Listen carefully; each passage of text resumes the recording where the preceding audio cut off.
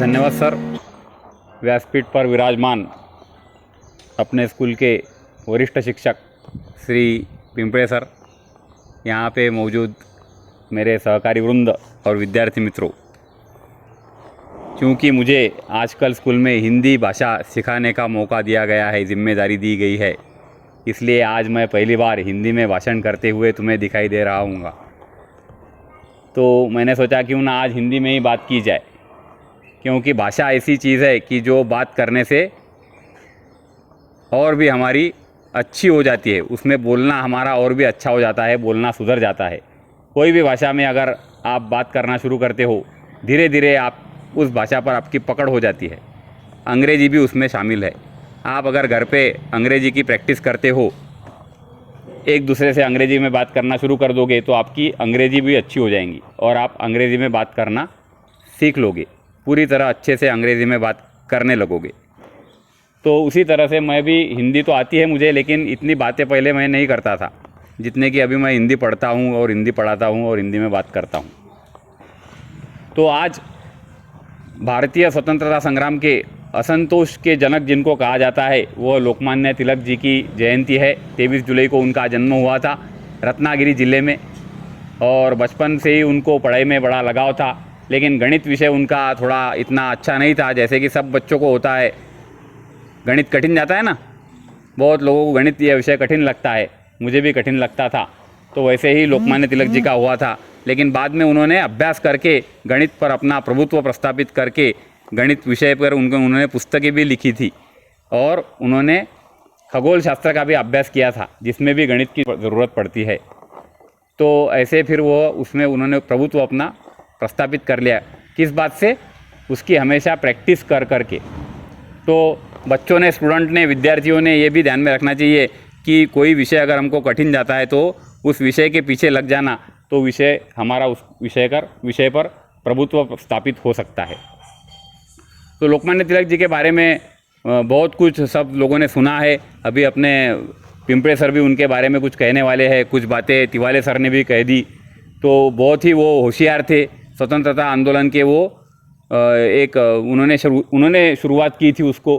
कांग्रेस के वो बहुत बड़े जाने माने लीडर थे, बड़े बड़े विदेशी लोग भी उनको मानते थे। एनी बेजेंट उनकी सहकारी थी। तो अपने शेगांव में भी आए थे, वो खामगांव में भी आए थे लोकमान्य तिलक जी। इधर यहाँ पे राष्ट्रीय गणेश उत्सव मंडल है भुसावल चौक में, वो लोकमान्य तिलक जी ने स्थापित किया हुआ है। तो ऐसे ये लोकमान्य तिलक एक अपने स्वतंत्रता आंदोलन के बहुत बड़े नेता रह चुके हैं, जिनको आज भी याद किया जाता है। सब लोगों को, अपने बच्चों को इधर मालूम है, शेगांव अपने पास में है। तब गजानन महाराज, जब लोकमान्य तिलक जी की सभा थी, तो लोगों ने ऐसा कहा था कि भाई गजानन महाराज को बुलाओ उस सभा में। तो कुछ लोग कहने लगे, नहीं भाई, गजानन महाराज क्या है, वो कुछ भी कर देते हैं, बैठेंगे नहीं एक जगह, उठ के तुरंत चले जाएंगे, उनका कुछ ठिकाना होता नहीं। तो ऐसे व्यक्ति को, ऐसे संत को तुम वहाँ पे क्यों बुलाते हो? लेकिन कुछ लोगों ने बोला, नहीं, वहाँ पे गजानन महाराज अच्छे से बैठेंगे और पूरी सभा वो सुनेंगे। तो गजानन महाराज जी ने उनकी पूरी सभा सुनी थी। ऐसा उनका जो पोथी लिखी हुई है दासगणु महाराज में, उसमें भी लिखा हुआ है। और गजानन महाराज ने उन्हें आशीर्वाद भी दिया था। प्रसाद के स्वरूप में गजानन महाराज ने उन्होंने ज्वारी की रोटी भेजी थी, और वो मंडाली के तुरुंग में जाते वक्त उन्होंने खाई थी। और ऐसा कहा जाता है कि वो प्रसाद भेजने के कारण ही लोकमान्य तिलक जी ने गीता रहस्य जैसा ग्रंथ लिखा। तो जिस पर गीता पर उन्होंने टीका की, गीता पर भाष्य किया। गीता यानी भगवत गीता, जो कि बहुत बड़ा ग्रंथ माना जाता है, और उस पर कोई साधारण व्यक्ति भाष्य नहीं कर सकता। तो लोकमान्य तिलक ने जो बड़ा काम करके दिखाया था, वैसे ही स्वतंत्रता आंदोलन में भी उन्होंने बहुत बड़ा काम किया है। उनकी जब मृत्यु हुई थी, तब ऐसा कहते हैं कि बहुत ज़ोर से बारिश हुई थी, और ऐसा कहते हैं कि जैसे कि आसमान भी फूट फूट कर रो पड़ा था। तो ऐसे हमारे लोकमान्य तिलक जी थे। और आज भारतीय स्वतंत्रता के क्रांतिकारक चंद्रशेखर आज़ाद, इनकी भी जयंती है आज। इन दोनों महापुरुषों की भी जयंती है। तो चंद्रशेखर आज़ाद जो थे, उनका नाम था चंद्रशेखर तिवारी, लेकिन वो क्रांतिकारी थे। बचपन से उनको अंग्रेज़ों के बारे में बहुत, अंग्रेज़ों का क्रोध आता था उनको, अंग्रेज़ अच्छे नहीं लगते थे। तो एक बार उन्होंने बचपन में, तब उन्होंने अंग्रेज़ों के खिलाफ कुछ तो भी गतिविधि की थी, तो उनको अंग्रेज़ पुलिस ने पकड़ा और जज के पास लेके गए। तो जज ने उनको 10 चाबुक के फटके मारने को कहा। क्यों? क्योंकि जब जज साहब ने उनको नाम पूछा तो वो कहने लगे मेरा नाम है चंद्रशेखर आज़ाद। तो बोले असली नाम बता, वो बोले मेरा नाम है चंद्रशेखर आज़ाद। जब तक के 10 बार पूछा, कितनी बार पूछा, लेकिन वो चंद्रशेखर तिवारी यह उनका जो नाम था वो कह ही नहीं रहे थे। वो हमेशा क्या कह रहे थे, मेरा नाम आज़ाद है क्योंकि मैं अंग्रेज़ों की गुलामी में रहने वाला नहीं हूँ। फिर उन्हें 10 चाबुक के फटके मारे गए, लेकिन फिर भी उन्होंने उनका असली नाम नहीं बताया। और आगे चल के वो बहुत बड़े क्रांतिकारकों के नेता बन गए। भगत सिंह भी उनको देखकर क्रांतिकारक बन गए थे। कई क्रांतिकारक उनका अनुसरण करते थे। और हिंदुस्तान सोशलिस्ट रिपब्लिकन आर्मी के वो बहुत बड़े क्रांतिकारक थे। वो हमेशा खुद को आज़ाद कहलाते थे। एक बार जब वो इलाहाबाद में अल्फ्रेड करके एक पार्क था, वो पार्क में गए थे तो किसी मुखबिर ने अंग्रेज़ों को खबर दे दी कि चंद्रशेखर आज़ाद इस पार्क में छुपे हुए हैं करके। तो वहाँ पे पुलिस चली गई, पुलिस ने पूरे पार्क को घेर लिया। लेकिन जबकि आज़ाद खुद को आज़ाद कहते थे ना, आज़ाद यानी क्या, आज़ाद यानी क्या, स्वतंत्र। करेक्ट, किसने कहा इधर, मिर्गे ने कहा, बराबर है, टाइडे ने कहा। तो आज़ाद यानी स्वतंत्र। तो जबकि वो खुद को आज़ाद कहते थे तो उनको ऐसा लगता था कि मैं कभी भी पकड़ा न जाऊँ, मैं कभी भी अंग्रेज़ों की जेल में न जाऊँ, अंग्रेज़ कभी भी मुझे फांसी पर न लटकाए। इसलिए उन्होंने क्या किया, खुद के कमर में यहाँ पे पिस्तौल रखते थे। बहुत बड़े बॉडी बिल्डर थे, उनका फ़ोटो देखा होगा तुमने।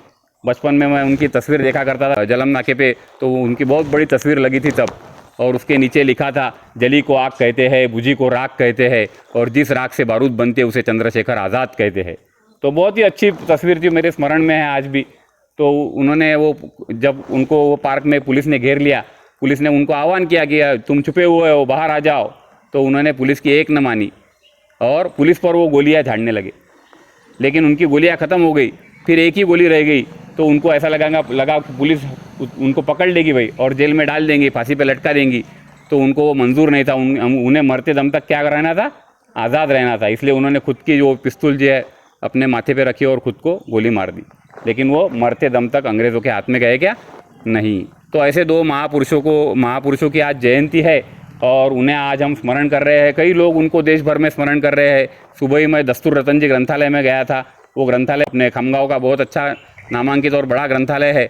उनका सुबह ही मुझे मैसेज आया कि सर कुछ भी करके आज आ जाओ, और उन्होंने भी वहाँ पे जयंती का कार्यक्रम लिया। तो ऐसे हर जगह उनकी बड़े बड़े नेताओं की, क्रांतिकारकों की जयंती हम इसलिए करते हैं ताकि उनसे हमें प्रेरणा मिले।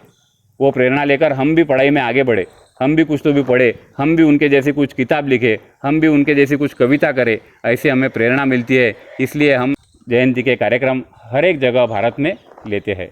तो इतना ही मैं यहाँ पे कहना चाहूँगा। अपने स्कूल की भी 2-3 लड़कियाँ अभी अच्छी हिंदी में कविताएं कर रही है। शायद उनकी कविता कुछ अगले दिनों में पेपर में भी छप के आएंगी। तो ऐसा कुछ हमने स्कूल में करना चाहिए।